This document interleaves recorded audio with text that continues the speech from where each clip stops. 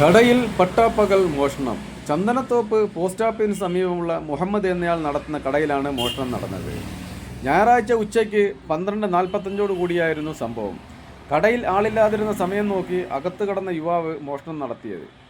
ആദ്യം താക്കോൽ ഉപയോഗിച്ചും പിന്നീട് അവിടെ ഉണ്ടായിരുന്ന കത്രിക ഉപയോഗിച്ചും മേശ കുത്തി തുറക്കുകയായിരുന്നു. മേശയിൽ ഉണ്ടായിരുന്ന പണം യുവാവ് അപഹരിച്ചു. കടയിൽ CCTV ഉള്ള കാര്യം അറിയാതെയായിരുന്നു യുവാവ് മോഷണം നടത്തിയത്. മോഷണ ദൃശ്യം CCTVയിൽ പതിഞ്ഞിട്ടുണ്ട്.